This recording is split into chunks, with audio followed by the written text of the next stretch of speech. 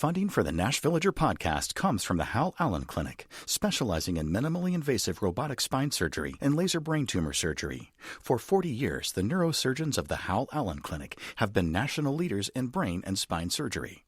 This podcast is made possible by the listener members of Nashville Public Radio. This is the Nashvillager podcast.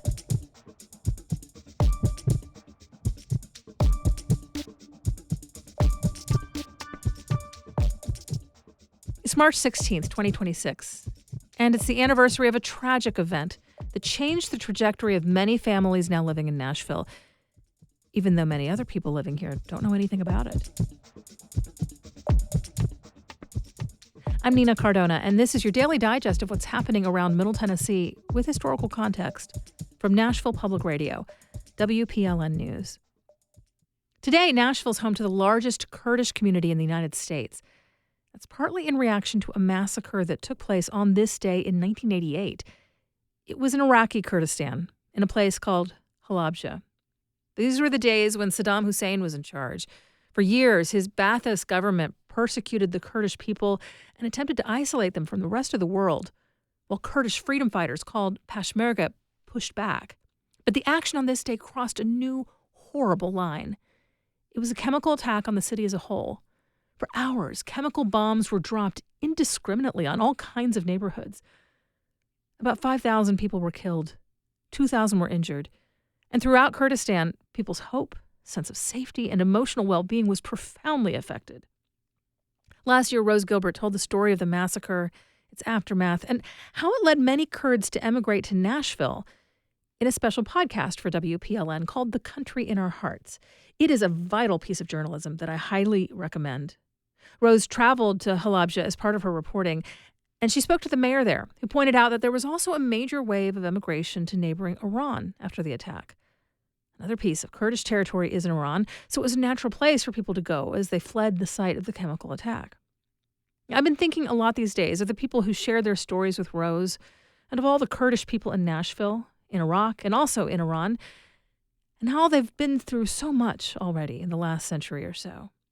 A little over a week ago, there was a lot of talk about the idea that the Trump administration might try to arm Kurds to fight on the ground against the Iranian military in conjunction with the American and Israeli airstrikes in that country. Kurdish response to that idea has been mixed. One high-ranking official in Iraqi Kurdistan told NPR he's not interested in Kurds being used as hired guns. He said it's not their war, and what they really want is peaceful self-government. At the same time, there are Iranian Kurds living in exile in Iraq right now who are telling the same NPR reporter that they do anticipate making some kind of ground attack that at least takes advantage of the damage being done by the airstrikes. It doesn't sound like that group is really looking to work with the U.S., though. And their goal isn't toppling the seat of power in Tehran, but they want to take advantage of any opportunity that comes along for seizing control of the area within Iran's borders that is part of the traditional Kurdish territory, Kurdistan. It's a complicated idea because, yes, there's a shared enemy. But what is most important to the Kurdish people is not the same thing that is motivating the current airstrikes. The Kurds are people with a strong ethnic and cultural identity and a clear geographic homeland, which is split between several nations. Part of that homeland is just one corner of Iran, but it means the world to the Kurdish people. And in a lot of ways, it's the only part of Iran that matters or motivates them. Governing that area, being able to live there freely and safely, that's what they fight for. And even amongst those who have moved here, to our community, and to Nashville, that's the kind of hope you often hear expressed. And any world leaders who try to gloss that over and see Kurds as mercenaries interested in fighting against Iran as a whole just miss the point entirely.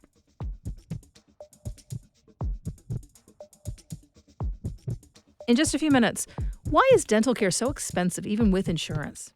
That's coming up after the newscast.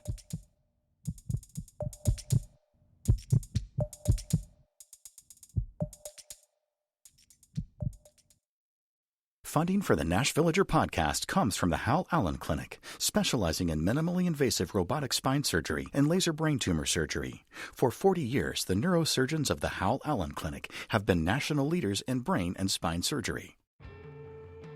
Thematic Static on WNXP is the mixtape we make together, a themed set loosely organized by you, the listener, handpicking songs according to a theme.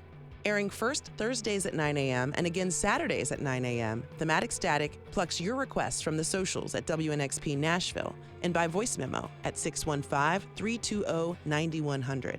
Thematic Static, the mixtape we make together, supported by United Record Pressing, only on WNXP. Here's the latest from WPLN News. Metro Nashville Public Schools is rejecting a call to integrate controversial license plate reader technology on campuses. The suggestion comes from a recently released school safety study by Metro Police, which was ordered by Metro Council following the deadly Antioch High School shooting last year. But MNPS says the surveillance tech would undermine trust with families while not meaningfully increasing safety. Nashville has some license plate readers, but they've become less popular among Metro Council in recent years, with some saying they don't trust how the data could be used and potentially given to Immigration and Customs Enforcement. A spokesperson tells the Tennessean that Metro Schools already has a surveillance agreement granting police access to live security camera footage for health and safety emergencies. The LPRs would identify stolen cars or wanted individuals on school property. Tennesseans looking to challenge state laws they think are unconstitutional may soon be at a disadvantage. The Tennessee legislature has passed a bill that, if signed by the governor, would make it more difficult to challenge state law in court. WPLN's Mariana Bacchiao reports the measure has seen bipartisan pushback. When citizens challenge state law in court, one of the first things they ask for is an injunction. It allows the court to block the enforcement of the law while the case makes its way through the courts. In cases involving civil rights, so often it's a game of inches. That's civil rights attorney Stella Yarbrough. She says that this new measure could make it harder for her clients to get that injunction. Even if it's in place for a day or a week, particularly when it comes to highly sensitive issues, that can really matter to plaintiffs whose rights are on the line. The Attorney General's office wrote this legislation, making it so the AG can immediately appeal from lower courts, where judges are typically elected by the people, to appeals courts, where judges are usually political appointees. The AG's office has also tried to bring a bill that would end the right of citizens to sue. That worries John Harris, attorney and executive director of the Tennessee Firearms Association.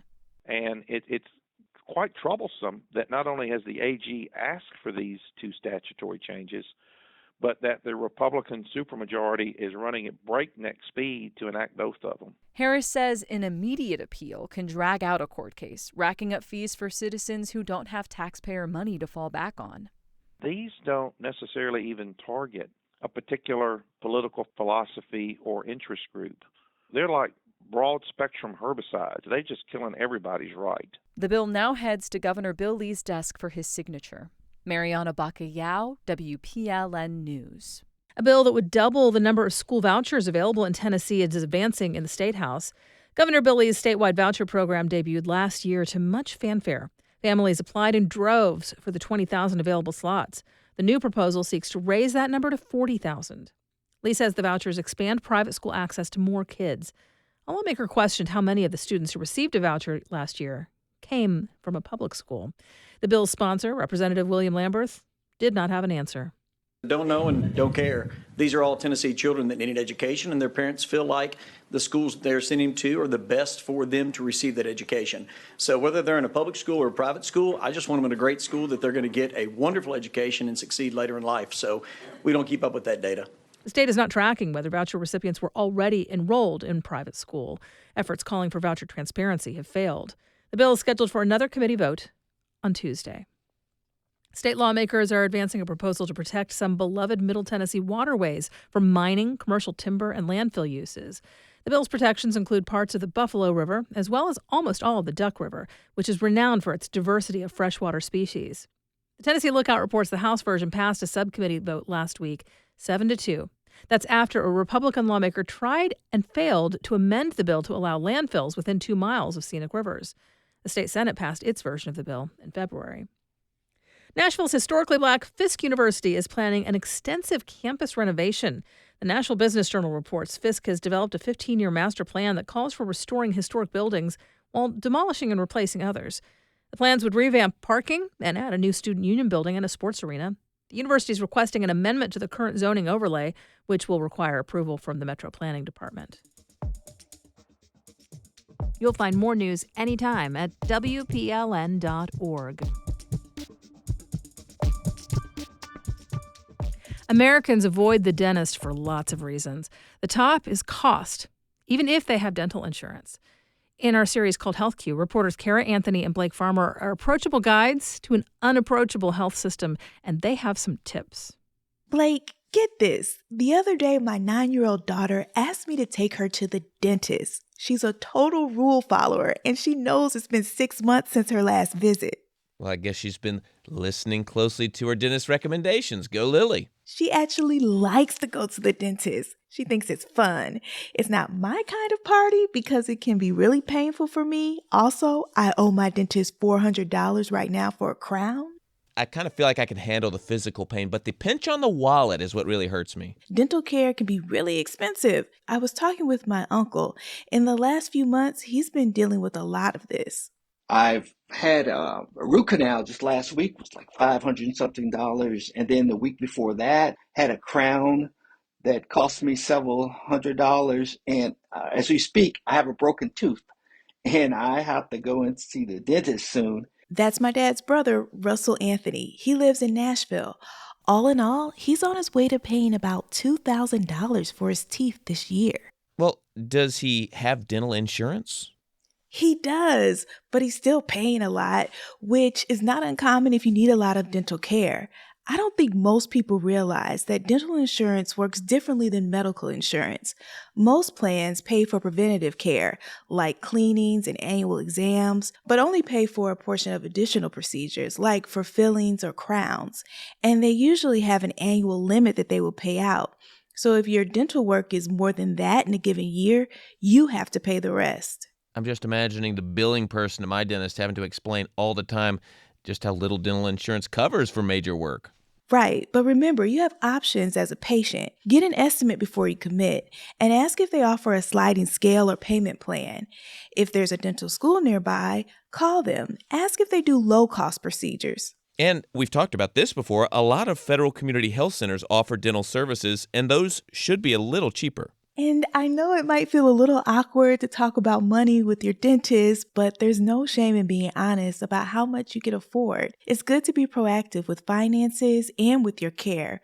We talked to a dentist in Katy, Texas. Her name is Sarah Olam. She said it's either a little now or a lot later. Say a patient's only being seen every 3 years or so, something that was a small 10 to 20 minute fix that costs $200 becomes a very large 3-hour to 6-month fix that costs thousands of dollars. In other words, dental problems don't go away on their own. I can be motivated by knowing I'm at least saving money in the long run. However, I don't know if that's going to make having a cavity filled any more fun. That's Kara Anthony and Blake Farmer of HealthQ from WPLN and KFF Health News. Thanks for listening to the Nash Villager podcast. We take this look at Nashville news every weekday. If you like it, go ahead and subscribe on your favorite podcasting app and tell a friend or give us a mention on your socials. It really helps get the word out. And of course, everything at WPLN News is listener supported. You can become a member at WPLN.org. And that's it for today. Thanks so much for listening. Let's make this day a good one, and we'll catch back up tomorrow.